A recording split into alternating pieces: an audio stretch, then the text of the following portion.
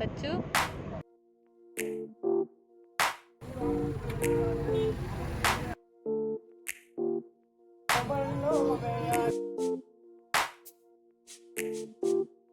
Hi hello, welcome to a travel vlog.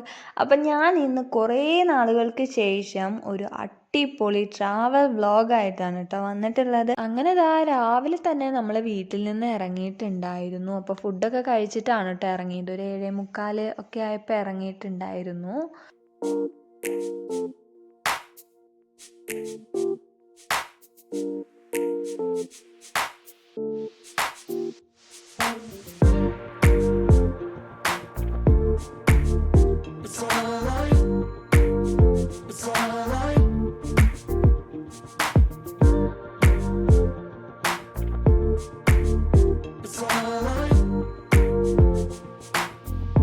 അപ്പോൾ നമ്മളിതാ മുള്ളി road വഴിയാണ് കേട്ടോ പോകുന്നത്. നല്ല അടിപൊളി വ്യൂ ആണ്. നമ്മൾ മസ്റ്റായിട്ട് എക്സ്പീരിയൻസ് ചെയ്തിരിക്കണം. അത്രയും രസമാണ് കേട്ടോ ഇവിടുത്തെ മൗണ്ടെയ്ൻസ് ആൻഡ് വാലീസ് കാണാനായിട്ട്. പക്ഷേ ഇത് എപ്പോഴും ഈ ഒരു കേരള തമിഴ്നാട് ബോർഡർ ഓപ്പൺ ചെയ്ത് തരാറില്ല. ഇതിപ്പോൾ ശ്രീ അണ്ണാമലൈ ടെമ്പിളിൽ ഉത്സവം നടക്കുന്നത് കൊണ്ട് ഇവിടെ ഓപ്പൺ ചെയ്ത് തന്നതാണ്.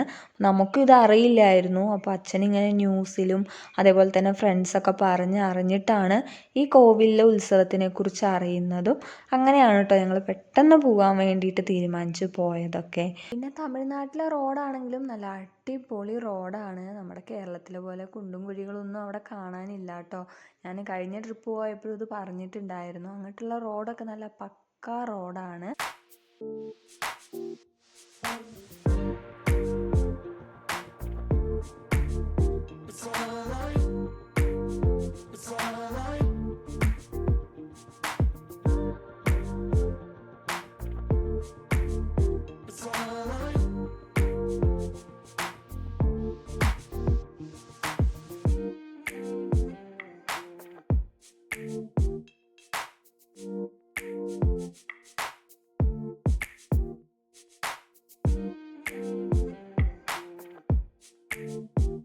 അപ്പോൾ ഇത് ശരിക്കും ഒരു 43 ഹെയർ പിൻ ബെൻസ് ഒക്കെ ഉണ്ടായിരുന്നു. അമ്മോ, എനിക്കാണെങ്കിൽ ഒട്ടും പറ്റില്ല ഇതേപോലെയുള്ള വളവും തിരിവുകളൊക്കെ കേട്ടോ. ഇത് കഴിയുന്നത് വരെ ഞാൻ എങ്ങനെയൊക്കെയോ പിടിച്ചിരിക്കുകയാണ് ചെയ്തത്. പക്ഷേ വ്യൂസ് അടിപൊളിയായിരുന്നു.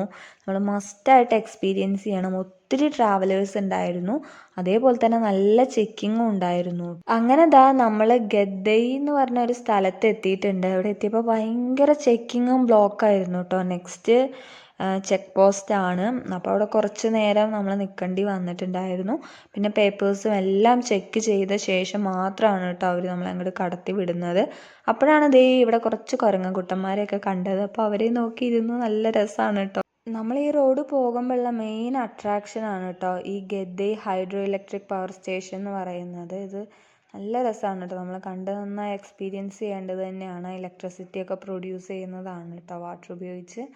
അങ്ങനെ പിന്നെ ഞങ്ങൾ ചുരമൊക്കെ കയറി ടോപ്പിലെത്തിയിട്ടുണ്ട്.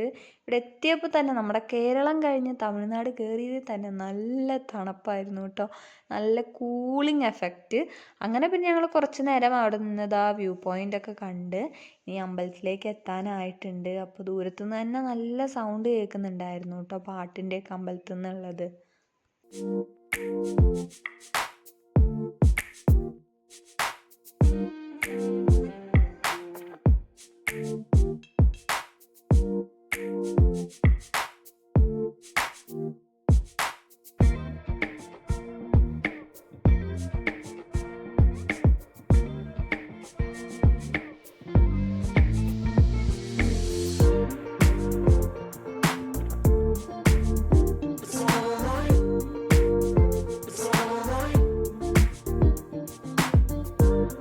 അങ്ങനെ നമ്മൾ അമ്പലത്തിൻ്റെ അടുത്ത് എത്തിയിട്ടുണ്ട് കേട്ടോ. അപ്പോൾ ഇവിടെ ഫുള്ള് എവിടെ തിരിഞ്ഞാലും കോവിലുകളായതുകൊണ്ട് ഇതിലേതാന്ന് കുറച്ച് നേരം നമ്മൾ ഡൗട്ട് അടിച്ചു.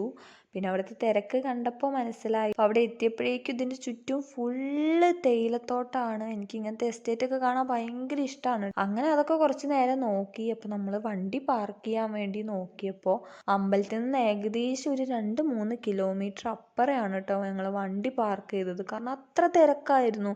നമ്മൾ ഒട്ടും എക്സ്പെക്റ്റ് ചെയ്തില്ല. കോവിലിൽ ഉത്സവം എന്ന് പറഞ്ഞപ്പോഴും ചെറിയ രീതിയിലൊക്കെയാണ് ഞങ്ങൾ എക്സ്പെക്റ്റ് ചെയ്തിട്ടുണ്ടായിരുന്നത്. പക്ഷെ അവിടെ എത്തിയപ്പോഴായിരുന്നു അവരുടെ ആ ഒരു റിച്വൽസ്, കൾച്ചർ, കസ്റ്റംസ് ഒക്കെ അടിപൊളിയായിരുന്നു. നമ്മൾ എന്താ പറയുക, നമ്മളിവിടെ വെച്ച് നോക്കുമ്പോൾ ഒരു വെറൈറ്റി. ഫസ്റ്റ് ടൈമാണ് അങ്ങനെ ഒരു കോവിൽ ഉത്സവം.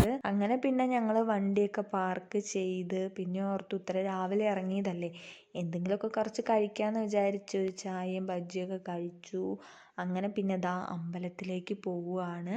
അപ്പോൾ നമ്മൾ കുറേ നടന്ന് കുറേ ദൂരം നടക്കാനായിട്ടുണ്ടായിരുന്നു കേട്ടോ. കാരണം കുറച്ച് ഹൈറ്റിലാണ് അമ്പലം. അപ്പോൾ കുറച്ചധികം നമുക്ക് കയറി പോകാനായിട്ടുണ്ടായിരുന്നു. അപ്പോൾ ഇതിൻ്റെ ചുറ്റും ഫുള്ള് ഈ ടീ എസ്റ്റേറ്റ് ആണ് കേട്ടോ. അടിപൊളിയാണ് കാണാനായിട്ട് ആ ഒരു വ്യൂ. എൻ്റെ പൊന്നോ, എനിക്ക് ഭയങ്കര ഇഷ്ടമായി. അതേപോലെ തന്നെ അത്രയും ഹൈറ്റിൽ കയറിയിട്ടും നമുക്കൊരു തുള്ളി ചൂട് ഫീൽ ചെയ്തിട്ടുണ്ടായിരുന്നില്ല. കാരണം അത്രയും കൂളിംഗ് ആയിട്ടുള്ള ഒരു അറ്റ്മോസ്ഫിയർ ആയിരുന്നു. അങ്ങനെ പിന്നെ അതാ ഞങ്ങൾ കയറി അമ്പലത്തിൻ്റെ അവിടെ എത്തിയിട്ടുണ്ട് കേട്ടോ. അവിടെ എത്തിയപ്പോഴാണ് എന്താ പറയുക, നമ്മുടെയൊക്കെ നാട്ടിലെ ഉത്സവം പോലെയാണ് അവിടെ. അപ്പോൾ ഫുള്ള് കടകളും അതേപോലെ തന്നെ അവരുടെ രീതിയിലുള്ള പാട്ടുകളും ഒക്കെ ഉണ്ടായിരുന്നു. നല്ല തിരക്കുണ്ടായിരുന്നു കേട്ടോ അമ്പലത്തിൽ, നല്ല തിരക്കുണ്ടായിരുന്നു.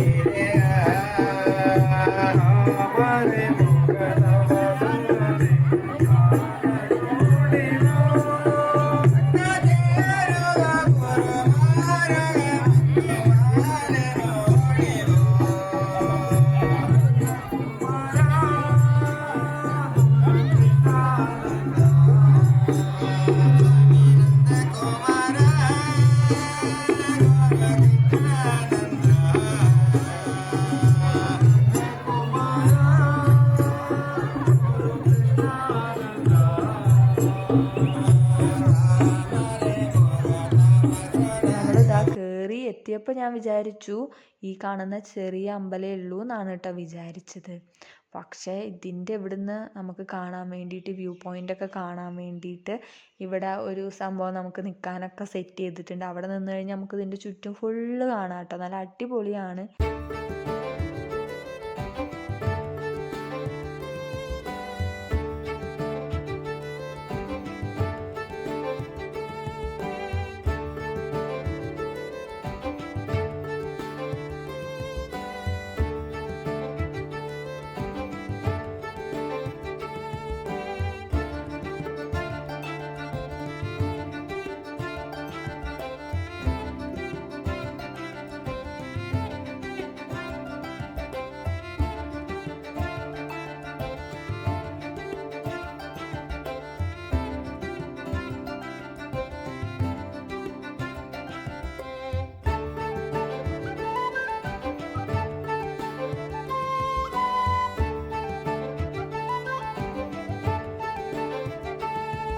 പിന്നെ ഞങ്ങൾ അതിൻ്റെ താഴത്തേക്ക് അങ്ങനെ ഇറങ്ങി പോയപ്പോഴേക്കും എന്താ കുറേ രൂപങ്ങളൊക്കെ ഉണ്ടാക്കി വെച്ചിട്ടുണ്ട് കേട്ടോ. ഇതാണ് ശരിക്കും കാണേണ്ടത്. നല്ല അടിപൊളിയായിട്ടുണ്ട്.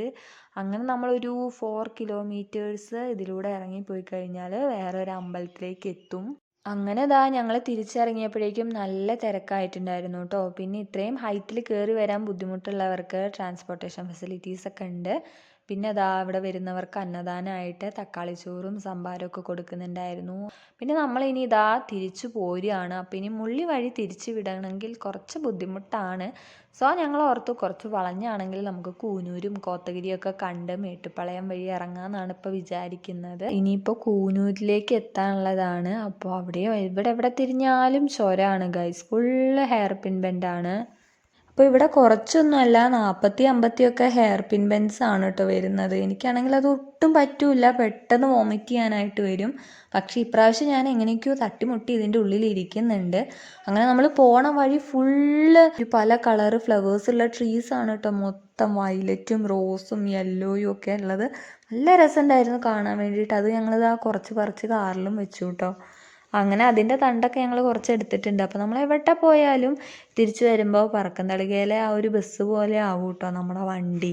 ബിക്കോസ് അച്ഛനും അമ്മയും എവിടെ ചെടികൾ കണ്ടാലും അതൊക്കെ പറിച്ച് വണ്ടിയുടെ ഉള്ളിലിടും.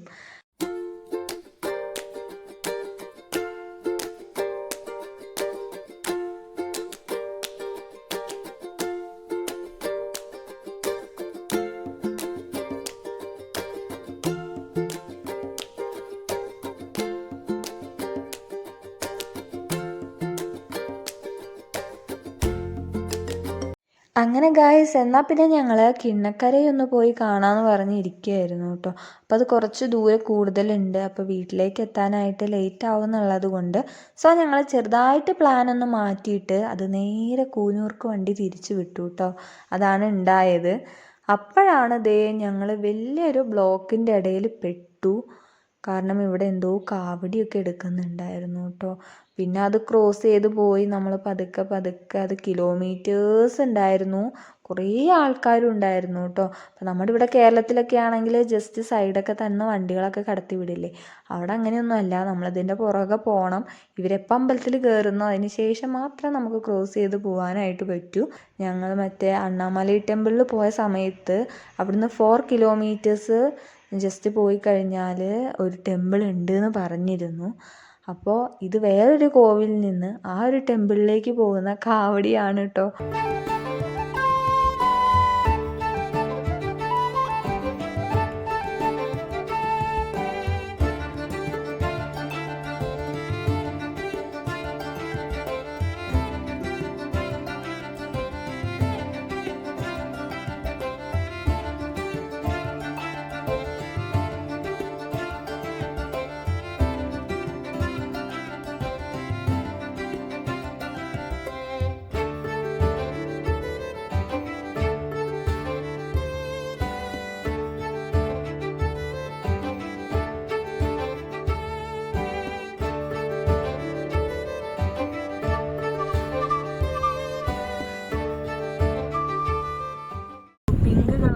ഉള്ളതില്ലേ നമ്മുടെ അവിടെ, അതിൻ്റെ വേറെ ടീ പ്ലാന്റേഷൻ ഡാം കാണണം.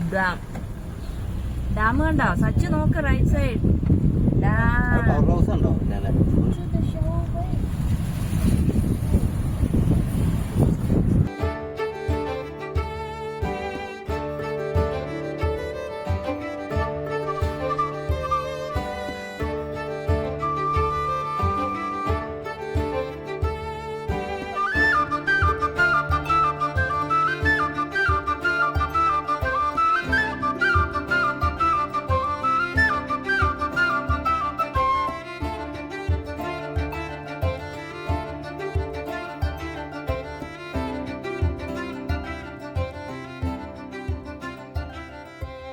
നമ്മൾ കൂനൂർ എത്തിയിട്ടുണ്ടായിരുന്നു.